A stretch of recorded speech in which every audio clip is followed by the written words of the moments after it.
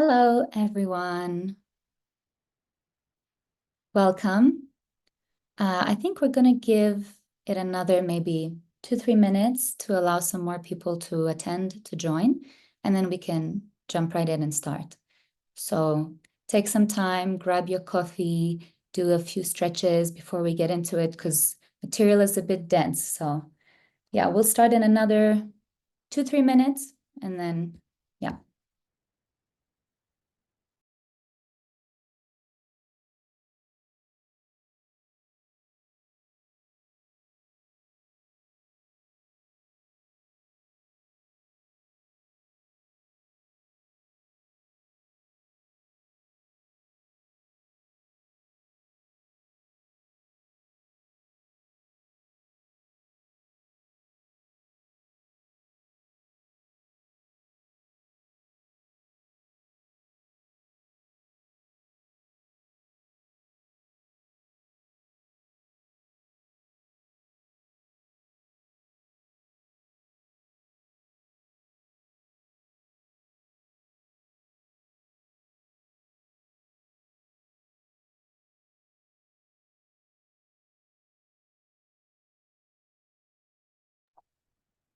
Okay, I think we can get started.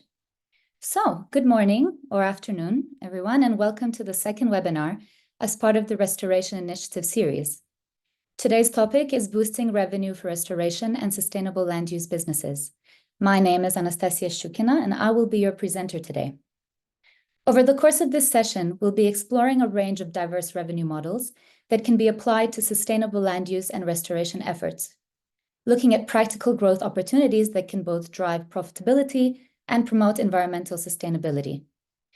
This webinar is designed to provide you with actionable insights, whether you're managing a restoration project, working in the environmental sector, or simply interested in sustainable business practices. Before we dive into the details, let's take a moment to review today's agenda. We'll start with a brief introduction to set the stage. From there, we'll move into segment 1, which focuses on understanding revenue streams in restoration and sustainable land use. In segment 2, we'll take a more detailed look at specific revenue models, including direct and indirect methods. Segment 3 will focus on identifying opportunities for business growth by leveraging market research, innovation, and diversification. Finally, we'll wrap up with a conclusion and leave some time for Q&A at the end. This session is meant to be practical, so feel free to jot down any questions you have for the Q&A. I'd like to take a moment to focus on the key objectives of today's webinar. The first is we aim to help you understand the different types of revenue streams that are available in restoration and sustainable land use. We'll cover both traditional and innovative methods, looking at how businesses and projects can generate income while contributing to ecological sustainability. Second, we'll discuss how to identify opportunities for business growth by analyzing market trends and expanding your service offerings. Lastly, we'll be learning from real-world best practices and successful case studies, providing you with concrete examples of businesses and initiatives that have succeeded in this space. So let's dive into segment 1, where we'll talk about different ways to generate revenue from natural resources. There are 2 primary methods that we'll discuss, direct and indirect methods. We'll explore both methods in more detail to see how they can provide not only financial returns, but also environmental benefits. We'll also explore some frameworks for environmental management. Let's start with direct revenue generation. This involves selling products derived from the land. The most common example is agriculture, which includes the sale of crops, livestock, and agroforestry products, such as fruits and nuts. Sustainable timber harvesting is another direct revenue method where trees are harvested in a way that ensures the long-term health of the forest. Additionally, non-timber forest products like honey, mushrooms, and medicinal plants can be gathered and sold, providing an alternative income source without compromising the forest ecosystem. Moving on to indirect revenue generation, this approach focuses on earning from the benefits provided by healthy ecosystems rather than selling physical products. First, carbon credits. These are earned by sequestering carbon through reforestation or sustainable land use, helping offset emissions. Then we have biodiversity credits. These generate income by preserving biodiversity, with companies buying credits to balance out their environmental impact, supporting measurable conservation efforts. Finally, we have payment for ecosystem services, or PES. This involves compensation for essential services like water filtration and soil conservation, directly rewarding the maintenance of ecosystem health. To better understand how these revenue methods can be implemented, let's look at some frameworks used by organizations such as Partnerships for Forests, or P4F.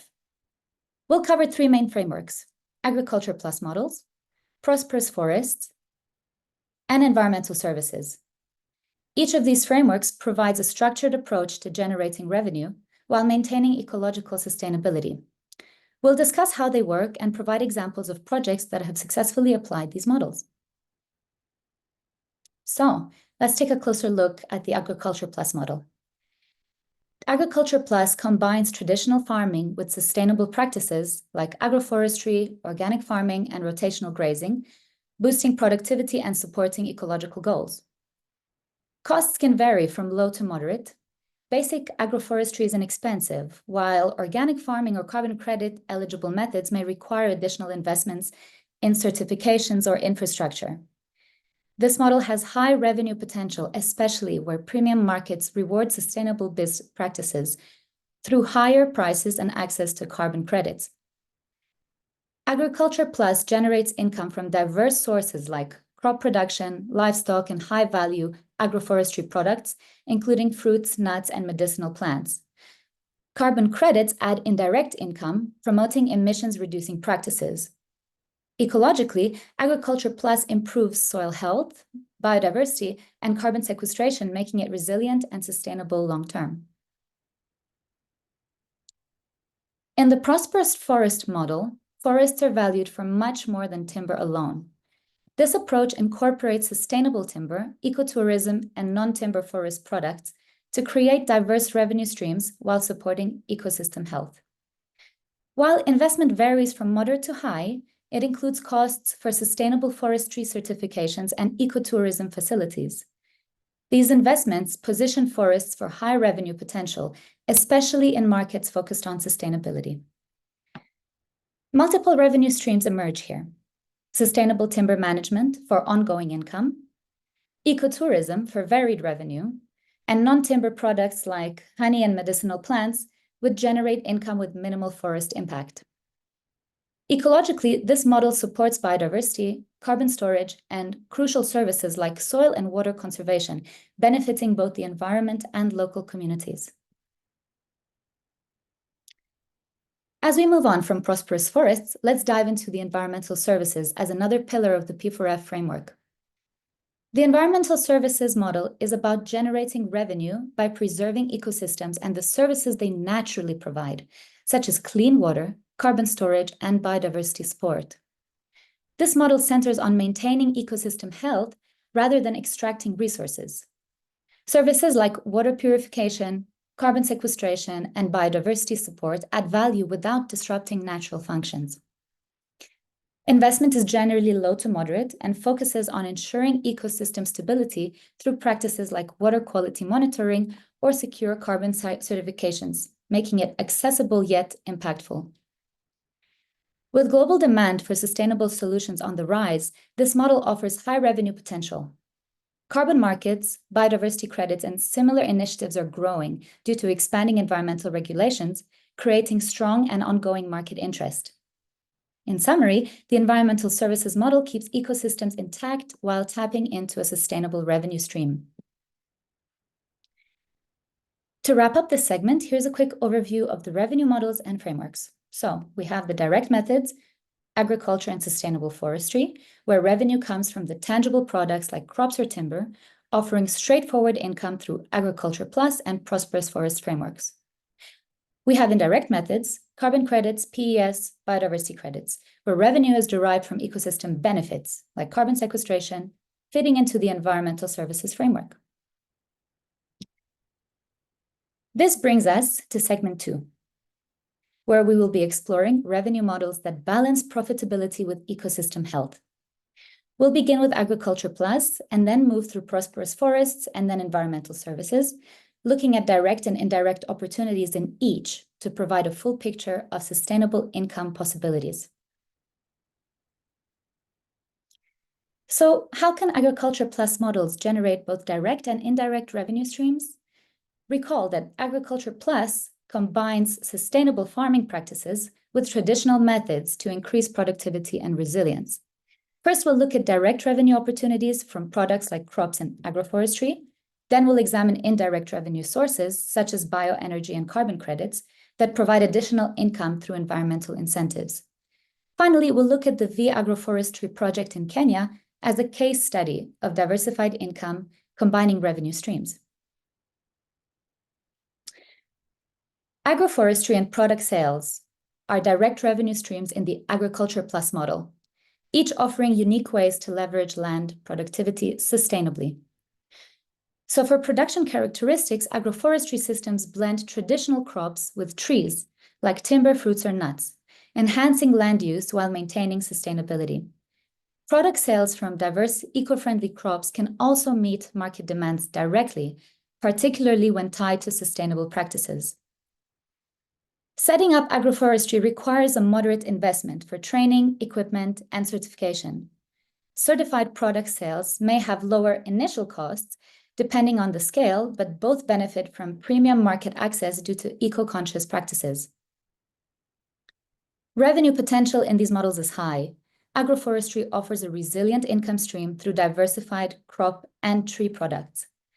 Certified product sales also tap into premium pricing in markets that prioritize sustainability, thereby boosting revenue.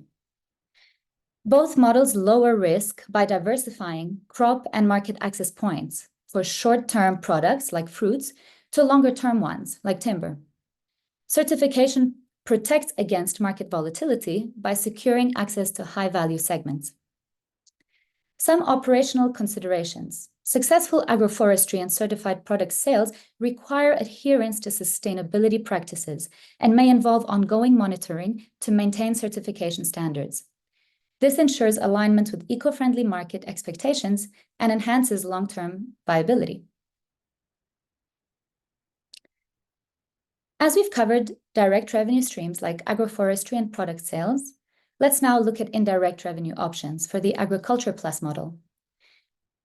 If there's any questions, please feel free to type them in the chat and I'll get to them at the end in the Q&A.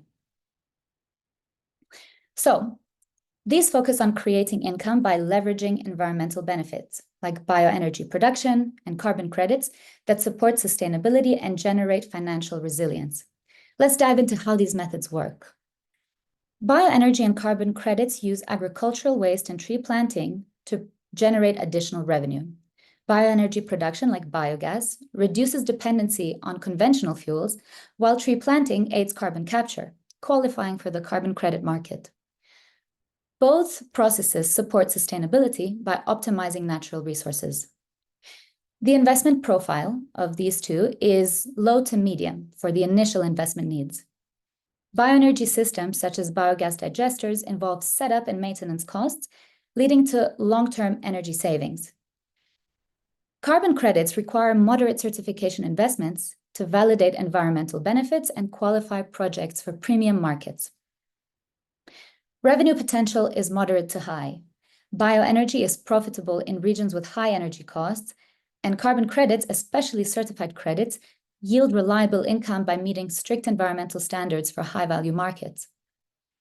Both options reduce risks by diversifying revenue streams. Bioenergy offsets energy expenses, adding operational resilience. Certification also brings stability to carbon credits by securing access to premium environmentally focused segments. Both models need ongoing monitoring and verification. Documenting sustainable practices, especially for certification, ensures eligibility for carbon credits. Regular assessment supports compliance and helps maintain environmental and financial goals. The V agroforestry project case study is a great example of the Agriculture Plus models we've just discussed, specifically around direct and indirect revenue generation. The V Agroforestry project is based in Western Kenya and was launched in 2009 as part of the Kenya Agricultural Carbon Project. Collaborating with the World Bank Biocarbon Fund, this project aimed to improve food security and address climate change by encouraging sustainable farming and carbon sequestration practices. So far, the initiative has engaged around 29,500 farmers and rehabilitated approximately 22,000 hectares of land, making it a substantial community effort. The project had significant economic and environmental impacts. Over 5 years, maize yields increased by 90%, demonstrating the benefits of agroforestry and sustainable farming. In terms of climate impact,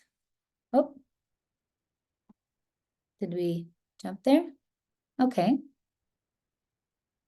So, in terms of climate impact, the project sequestered over 180,000 tons of CO2, helping mitigate carbon emissions. Additionally, carbon credit sales generated around $600,000 in 2017 alone, illustrating a successful indirect revenue stream. The V Agroforestry project's focus on practices like crop diversification, agroforestry, mulching, and composting is a great example of how sustainable methods can enhance productivity, resilience, and profitability for farmers.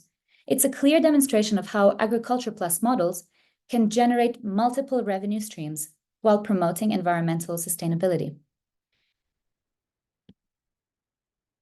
Moving on to the next framework, the Prosperous Forest Framework, which, quick reminder, focuses on managing forests for both economic and ecological benefits. Instead of solely relying on timber production, these forests are treated as multifunctional spaces that provide a range of products and services. In the next slide, we'll explore these direct and indirect revenue streams in more detail, along with a real-world case study.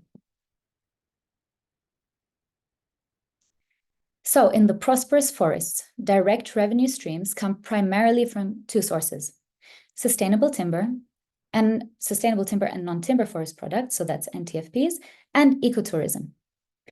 Sustainable timber involves well-managed forests that provide certified wood, like FSC certified timber, appealing to markets focused on eco-friendly practices.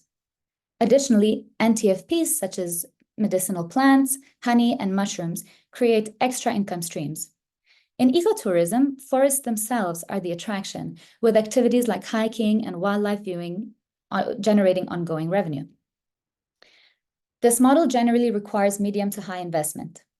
Sustainable timber needs careful forest management and certification audits, while ecotourism calls for infrastructure, such as trails and lodges, to support visitors. The revenue potential is high for both. Certified timber and premium NTFPs attract eco-conscious buyers, while ecotourism provides consistent income, balancing any fluctuations in timber prices. Key risks include market volatility in timber demand, environmental risks from climate impacts on forest health, and regulatory compliance through continuous audits and sustainable management. Efficiently managed forests require sustainable harvest plans and regular certification audits. In ecotourism, balancing visitor numbers with environmental preservation is essential to protect habitats while maximizing revenue. Moving on, there are two main indirect revenue streams that forests can offer. One is biodiversity credits and payments for ecosystem services. These indirect streams focus on maintaining the biodiversity and ecological functions of forests rather than extracting resources. Through biodiversity credits, companies or organizations can support conservation efforts to meet regulatory or sustainability needs. PES programs allow forest owners to receive payments for services their land provides, such as carbon storage or water filtration, which is essential for healthy ecosystems. Here, the investment profile is low to moderate, as funding is mostly used for monitoring biodiversity and meeting compliance standards for PES programs. While these systems don't require heavy infrastructure, consistent ecosystem service management is key to maintaining credit eligibility and service standards. The revenue potential is moderate to high. Biodiversity credits are increasingly valuable as companies prioritize sustainability, and PES provides steady income based on consistent ecosystem services. Both these streams offer long-term financial gains without direct resource use. Indirect revenue streams depend on external factors as part of the risk, such as market stability, environmental changes that might impact forest health, policy shifts, and relations with local communities who depend on the forest. Continuous monitoring and regular assessments are essential to maintain eligibility for both biodiversity credits and PES payments. This ensures compliance with program standards and helps sustain ecosystem health, supporting long-term income potential. The Monteverde Cloud Forest Reserve in Costa Rica is a prime example of the prosperous forest model in action, combining conservation with ecotourism for sustainable growth. Established in 1972 by the Monteverde Conservation League, it was created to protect the unique biodiversity of this cloud forest and soon became a global model for conservation-centered tourism. Spanning 10,500 hectares, Monteverde boasts an extraordinary variety of species, 2,500 plant species and 400 bird species alone. Each year, about 70,000 visitors come to experience its unique environment. This steady stream of ecotourism revenue directly supports ongoing conservation efforts and provides sustainable jobs within the local community. This income serves two essential purposes. First is funding conservation projects that protect the reserve's biodiversity and supporting the community, creating jobs and educational opportunities in ecotourism and conservation. Production in Monteverde centers on biodiversity conservation, ecotourism, and environmental research, making it a hub for sustainable practices and environmental resilience. This case study illustrates how, through the prosperous forest model, both direct revenue from tourism and indirect revenue support from conservation initiatives can drive economic and environmental progress.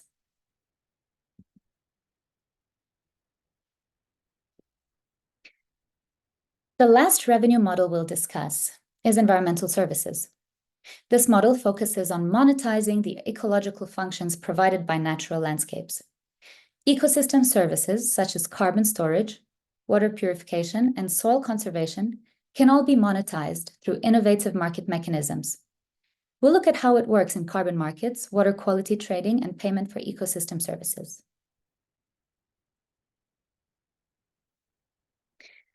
So, in environmental services, direct revenue streams are generated from water permits and land tenders in the environmental services framework. This model involves leasing water rights and land for eco-friendly projects like conservation and sustainable agriculture. It's a strong choice for regions where ecotourism or sustainable farming can flourish, providing a reliable source of income. Initial costs are moderate and include securing legal rights and establishing the environmental management protocols. Investments ensure that resource use is both sustainable and complies with regulatory standards. The revenue potential here is high, especially when land and water rights are leased out over long terms. These leases create stability and profitability in sectors like sustainable agriculture or ecotourism, both of which align well with environmental goals. There are several risks to consider: weather and climate change that could impact water availability, community relations and maintaining land tenure security, and high compliance costs and possible regulatory changes that could affect leases. Ongoing management is essential for long-term success. This involves regular monitoring of water resources, land use, and environmental impact to ensure compliance and sustainability. By effectively managing water permits and land leases, organizations can create a steady income while supporting sustainable land and water use practices.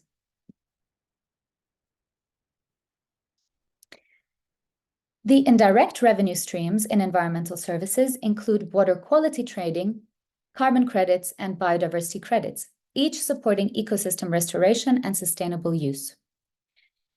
Revenue is generated by maintaining ecosystem health rather than direct extraction. Water quality credits come from clean water efforts, carbon credits from sequestration, and biodiversity credits from promoting ecosystem diversity. Moderate costs cover the setup, monitoring, and for carbon and biodiversity, certification for market access. There is high revenue potential in all three areas. Water quality credits appeal where clean water is scarce. Carbon credits provide steady income in regulated markets, and biodiversity credits align with companies focused on ecosystem health. Again, risks include community relations, compliance costs, market price changes, and environmental conditions affecting credit eligibility.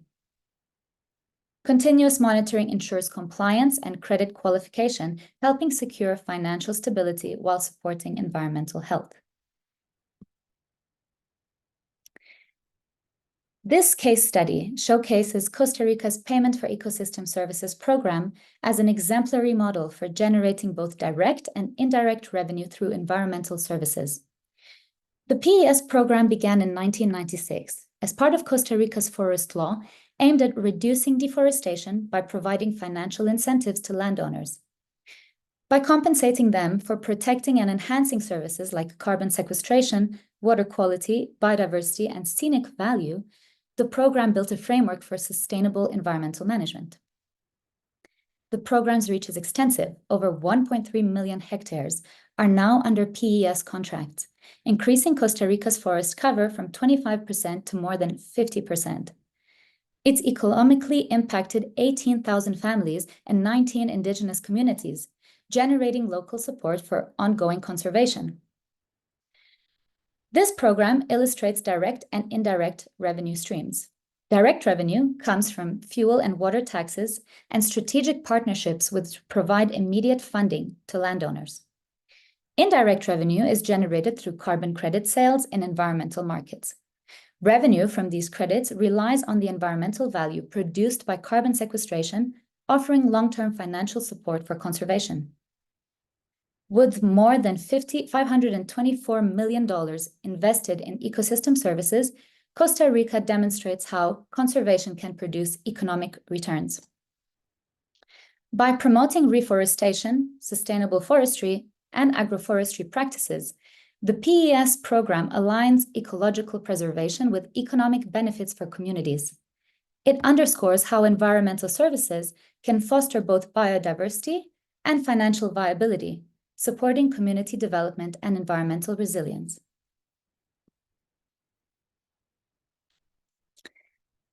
To recap, we've covered three key revenue models in this segment. Agriculture Plus models, which generate revenue through the sale of organic products, bioenergy production, and carbon credits. Prosperous forests create a direct revenue through timber and ecotourism, and indirect revenue through biodiversity credits and PES. Finally, environmental services allow landowners to monetize ecosystem functions through PES programs, carbon markets, and water quality trading. These models provide diverse ways to generate income while promoting environmental sustainability. Before we move into segment 3, if anyone needs to stand up, stretch a little bit, get something to drink, because this is the last portion of the webinar, and I'd like everyone to be involved and engaged. So if you need to take a few minutes to stand up and stretch, please do that. And for those who are ready, we will jump into segment 3. So with these foundational revenue models in mind, we're now ready to explore how businesses can identify and leverage growth opportunities within sustainable land use and restoration. In this next segment, we'll delve into two main areas: the importance of market research to understand emerging trends, customer needs, and competitive dynamics, and the role of innovation and diversification in creating new revenue streams. By the end, you'll have actionable strategies for assessing market opportunities and fostering sustainable long-term growth.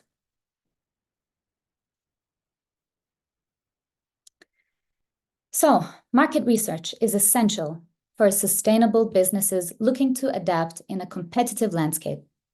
Let's break down its benefits. The first, aligning with sustainable demand. Market research reveals consumer interests in eco-friendly and certified products, helping businesses meet this demand and tap into premium, sustainability-focused markets. Next, supporting product differentiation.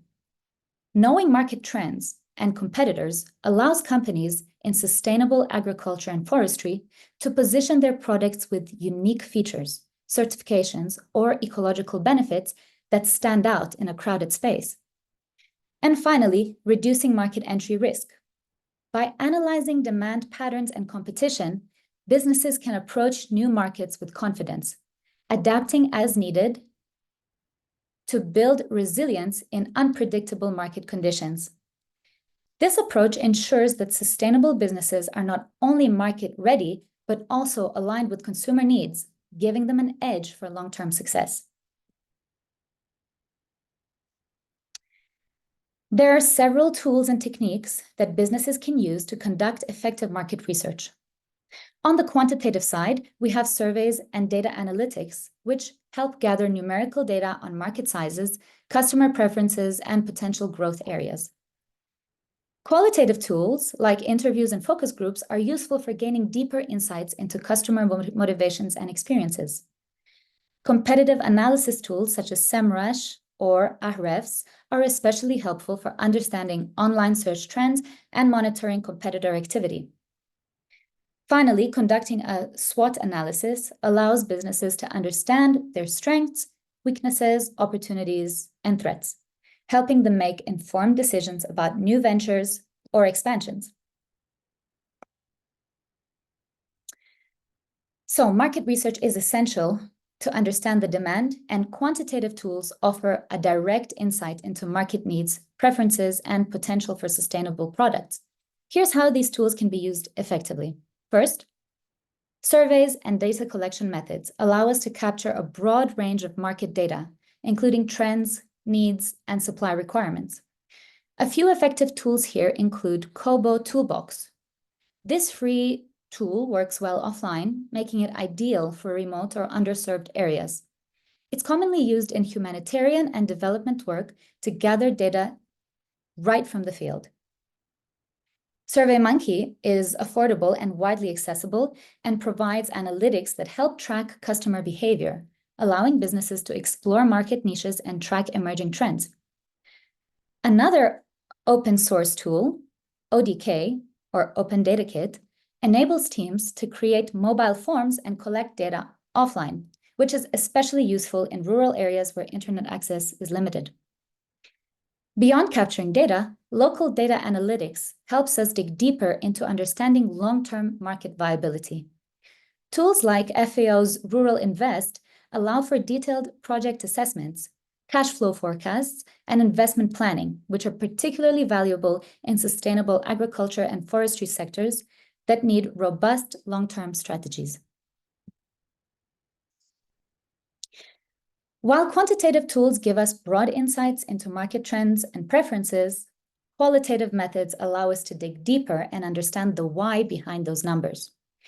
Practical qualitative tools that bring us closer to the community, providing depth to our understanding of local needs and sustainability challenges. Let's look at 3 essential methods. Interviews and focus groups. These are invaluable for engaging directly with stakeholders, whether farmers, producers, or local communities, to uncover unique needs, motivations, and any obstacles they face in adopting sustainable practices. Observations and field visits. Visiting sites in person offers contextual insights on land, crop growth, and community practices. These observations ensure that projects align closely with on-the-ground realities and the specific environmental and social context. Case study analysis. By analyzing specific examples, we can identify best practices and lessons learned, which are invaluable for refining strategies and improving outcomes across similar initiatives.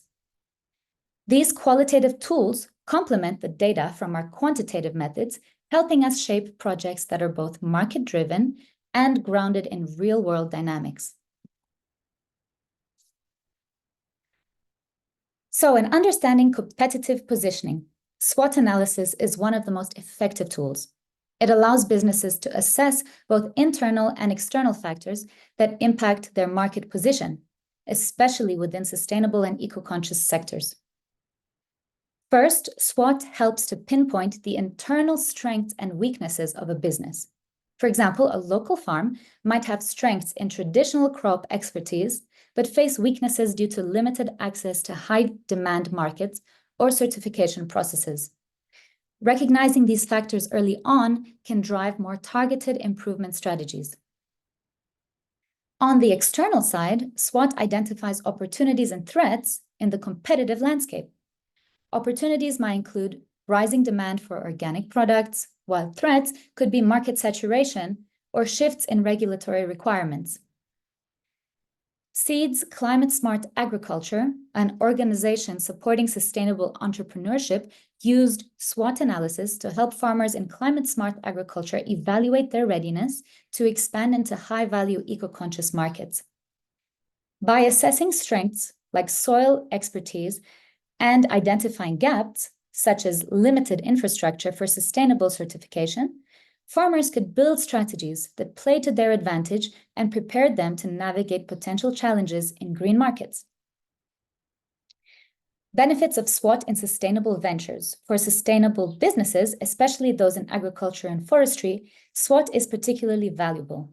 It brings a clarity to complex markets and helps entrepreneurs tailor strategies that play to their strengths while mitigating risks, making it easier to enter new, often high-value markets. So market segmentation and certification schemes are key in aligning sustainable products with the right consumers, improving market reach and profitability by matching product values to consumer needs. Programs like Fair Trade, Organic, and Rainforest Alliance serve as quality markers, helping businesses meet standards valued by socially conscious consumers. Certification builds credibility and opens premium pricing opportunities, as well as attracting customers willing to pay more for ethical goods. For the target market segments, certification offers strategic access to three main consumer segments. The first one, premium and niche markets.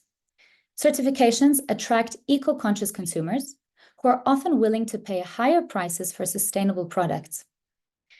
Number two, international and eco-conscious consumers. Certifications ensure compliance with international standards, crucial for businesses entering markets with strict environmental requirements. And the third one is health and wellness segments. Certifications like organic are especially appealing to health-focused consumers looking for products aligned with their lifestyle values. Combining certification with targeted market segmentation helps brands attract loyal consumers, fostering brand loyalty and higher revenue in values-driven markets.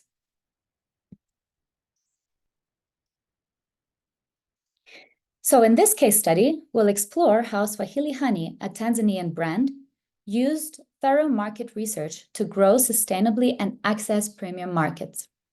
Swahili Honey was founded by Central Park Bees in 2015, initially serving the Tanzanian market, but later expanding to Dubai and Kenya by 2017. The brand sources honey from over 780 smallhold farmers, supporting ethical sourcing and boosting rural incomes through fair practices. In the market research steps, the first thing they did was survey and data collection. By surveying both local and international markets, Swahili Honey identified trends in demand for ethically produced honey. This data helped them target eco-conscious markets where consumers are willing to pay more for sustainable products. Swahili Honey engaged directly with farmers, offering training in sustainable beekeeping and providing equipment loans. This not only built a dependable supply chain, but also empowered farmers to adopt sustainable practices. Through a SWOT analysis, Swahili Honey identified strengths in quality and ethical sourcing, positioning itself as a premium sustainable alternative to the honey market.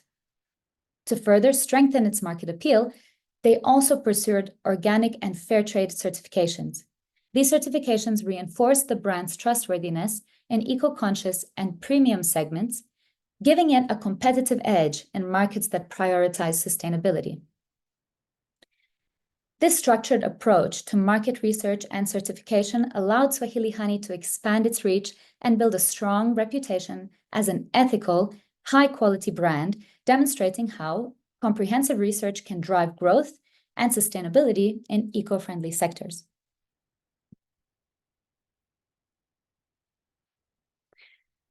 With our exploration of market research and analysis complete, we're now ready to turn our attention to the next crucial part of identifying growth opportunities: innovation and diversification. In this segment, we'll see how businesses can drive growth by innovating their products or service lines and by diversifying into complementary offerings. This approach not only expands market reach, but also strengthens resilience by building multiple revenue streams. First, we'll cover product line extensions, where businesses expand core products into related markets. For example, a sustainable forestry company may develop an eco-friendly furniture line, using existing resources to meet the demand for responsibly sourced products. Next, we'll look at service diversification, where companies add complementary services, such as consulting on sustainable practices. This positions them as industry leaders while generating new revenue. Following this introduction, we'll dive into 2 case studies that highlight how innovation and diversification strategies can help businesses achieve sustainable long-term growth. In the previous segment, we looked at V Agroforestry's role in Agriculture Plus models, focusing on direct and indirect revenue streams. Here, we'll revisit it from the lens of diversification and innovation. The V Agroforestry project exemplifies how climate-smart agriculture and agroforestry diversify income and foster innovation. By training farmers in soil and water management and encouraging a range of crops and agroforestry techniques, V Agroforestry goes beyond simple crop production, creating a mix of revenue sources. This not only opens direct income streams through diversified crop yields, but also indirect streams like carbon credits, illustrating a resilient model. This approach is a powerful example of how diversification in training, tools, and crop variety supports sustainability and aligns with innovative strategies for long-term growth and stability. Through these methods, V Agroforestry has significantly enhanced food security and economic resilience, showing how sustainable land use models can successfully integrate innovation with revenue growth.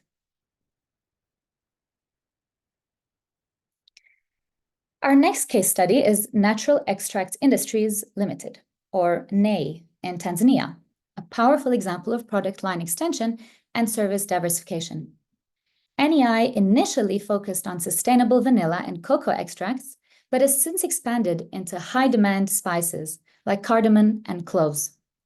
This approach broadens their market reach and reduces dependency on a single product. Beyond product diversification, NEI offers services by training over 5,000 local farmers in sustainable practices and quality standards. This not only strengthens their supply chain by ensuring high-quality raw materials, but also empowers farmers with the skills to meet export criteria, creating a mutually beneficial relationship. Through product and service diversification, NEI has increased revenue while supporting local communities and promoting sustainable farming.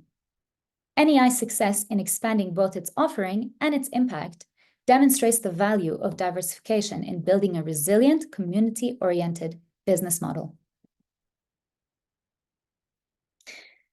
Let's quickly recap what we covered in segment 3, focusing on identifying and maximizing growth opportunities for sustainable businesses.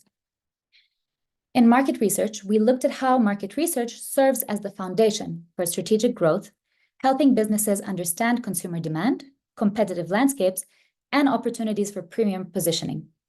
This research provides the insights needed to make informed investment and strategy decisions and adapt to shifting markets sustainably. We discussed how innovative approaches and diversification can unlock new revenue streams, whether through product line extensions, service diversifications, or new models like carbon credits. These approaches allow businesses to tap into evolving markets, address consumer demands for sustainability, and bolster resilience against external risks. Lastly, our case studies on V Agroforestry in Kenya and Natural Extract Industries in Tanzania illustrated these principles in action. Both organizations successfully combined product and service diversification with sustainability practices, achieving community benefits, environmental impact, and revenue growth. As we come to the conclusion of this webinar, we'll first recap the key points we've covered today, summarizing the main revenue models we discussed. Then we'll take a look at some future trends and innovations that are likely to shape the field of sustainable land use. And then finally, we'll open the floor for a Q&A session. I may also draw on some of my colleagues like Jonathan Gaysens, who's in the call, and Lena Kopetsky, in case they may have some additional points on your questions. So the first revenue model we discussed was Agriculture Plus. These models combine traditional farming techniques with innovative approaches to maximize land productivity. They generate diverse, resilient income streams from products like organic crops and sustainably harvested timber. Importantly, these models ensure that agricultural practices are both economically viable and ecologically sustainable. Next, we covered the Prosperous Forest Framework, which promotes the multifunctional use of forests beyond just timber production. Prosperous forests generate revenue through ecotourism and the harvest of non-timber forest products like fruits, nuts, and medicinal plants. This approach enhances biodiversity while providing income opportunities for local communities through conservation-driven tourism. The last revenue model we discussed is environmental services. This model focuses on monetizing the ecological functions provided by natural landscapes. Ecosystem services like carbon storage, water purification, and soil conservation can all be monetized through innovative market mechanisms. As we wrap up, let's look ahead at the future outlook for sustainable revenue models in land use. The demand for certified products and ecotourism is expected to increase as consumers become more eco-conscious and green financing and carbon markets continue expanding. This growth presents a valuable opportunity for businesses focused on sustainability to reach new markets and secure premium pricing. Advances in technology, such as GIS and remote sensing, are transforming the way we manage and track ecological assets. These tools make it easier to demonstrate compliance, track carbon sequestration, and attract investor interest by offering transparent and reliable data. Governments and international bodies are increasingly implementing policies that favor sustainable practices. Incentives like PES, Payment for Ecosystem Services, are likely to expand, providing additional financial support to those investing in environmental stewardship, further aligning with global climate goals. Collaborative approaches that work directly with local communities will likely continue to grow, fostering shared benefits and sustainable livelihoods. By working with local stakeholders, these models can generate a strong foundation for long-term sustainability and mutual benefits. Of course, there are challenges on the horizon: climate risks, evolving regulatory requirements, and access to financing remain significant hurdles. Addressing these challenges will require adaptive management strategies, strong community partnerships, and supportive financial mechanisms to maintain resilience. These trends highlight that while sustainable models in land use face certain obstacles, there are ample opportunities for growth and innovation. By leveraging these trends, businesses and communities alike can continue to create sustainable, profitable models that contribute to ecological and economic health.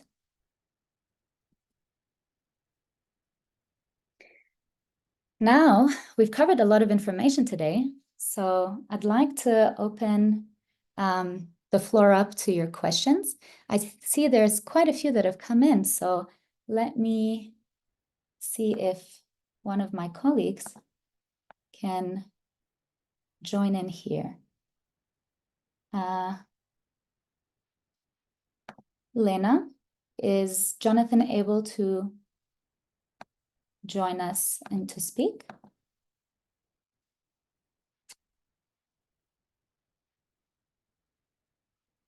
All right. Just give me a second while I try to figure out. Okay. Give me 1 second so I can figure out these. I'm looking at your questions now, so let's get into this. So I see the first question that we had was from Tariono. And the question was, I'd like to know further about how the biodiversity credit is working. Are there examples of projects? So to answer your question, biodiversity credits are typically measured and verified using specific metrics like species richness, habitat quality, and other ecosystem health indicators. They're independent auditors or certification bodies that come and ensure the biodiversity improvements meet specific criteria that they have, and that ongoing monitoring is happening to ensure that they have these long-term outcomes. This is actually done by field surveys, remote sensing in GIS. They can measure species population and vegetation cover, and then they can track those against measurable outcomes that they want to achieve, and that's how they calculate the biodiversity credits. So I hope I've answered your question. The next question I have here is from Anne. How can timber production and carbon credits be combined, given carbon credits need trees to be maintained for decades? So they can be combined through sustainable forest management. So there's selective logging. You're not expected to cut down the full forest. There would be selected logging and harvesting rotations for long-term forest cover. In these systems, the credits are earned by managing the forests in a way that allows for regrowth.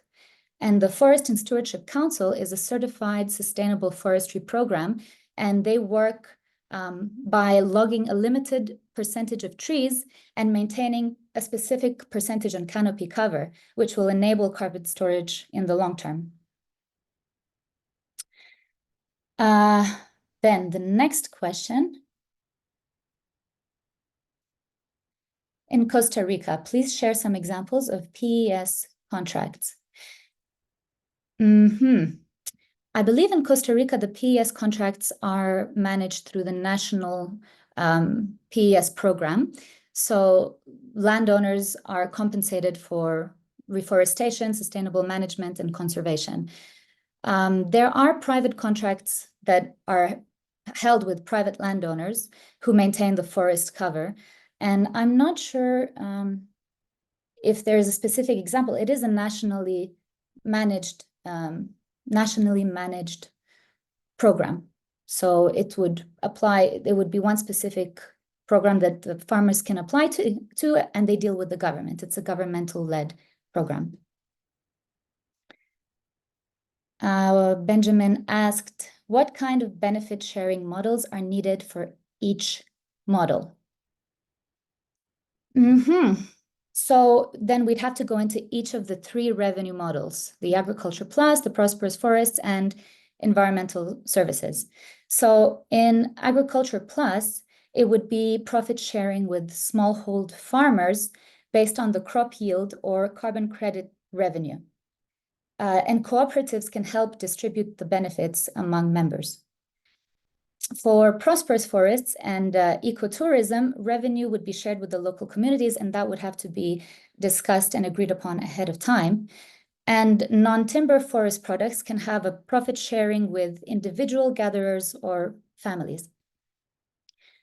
For the payment for ecosystem services, payments are often made directly to landowners or the community organizations that oversee the land management, with the funds reinvested in local infrastructure or conservation projects. So that would also have to do with negotiating with the communities on the land themselves. I don't know, are there any other questions? Let me see, I'm trying to pull up the questions here.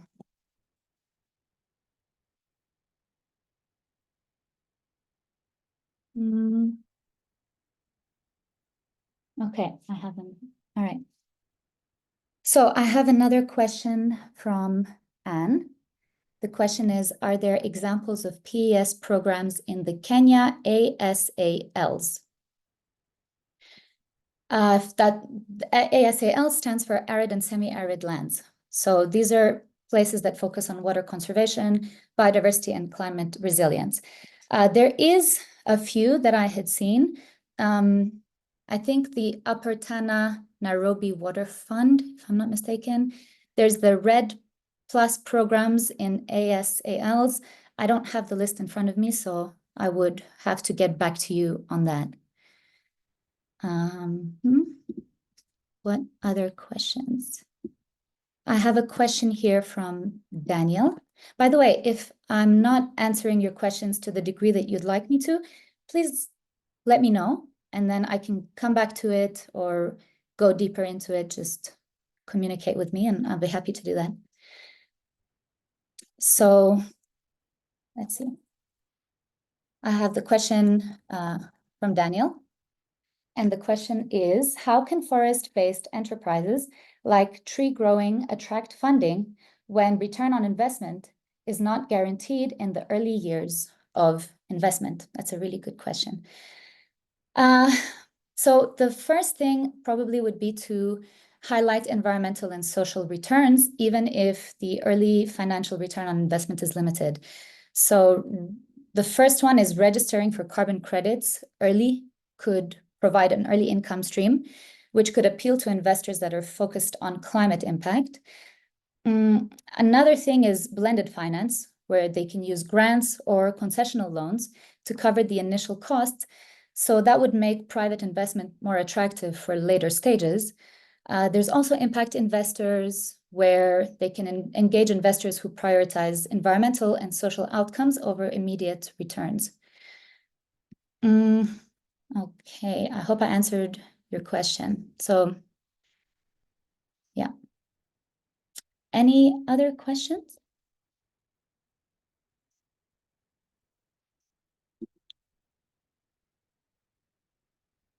I don't see any other questions.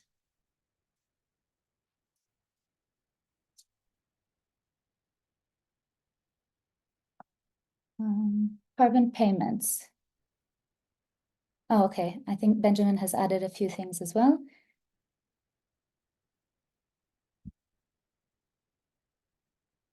Let's see.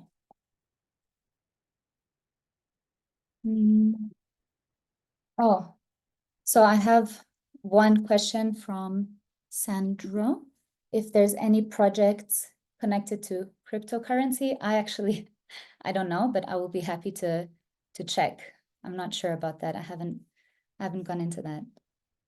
But I'm sure they exist. I'm sure they exist. I can get back to you as part of the post-webinar email with the link to the webinar itself, and any other question that I wasn't able to answer or get to, I'm happy to send that out to you and share it with you.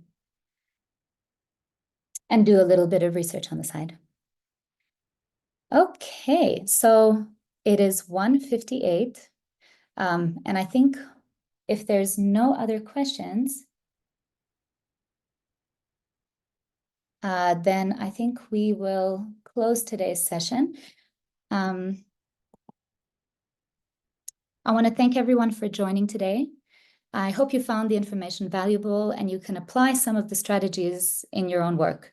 If you need more information or any additional resources, I'll be sending out a follow-up email with the link to today's presentation and also some of the questions that I didn't know the answer to, the cryptocurrency. And I think if there's anything I missed, I'll definitely loop that into the email.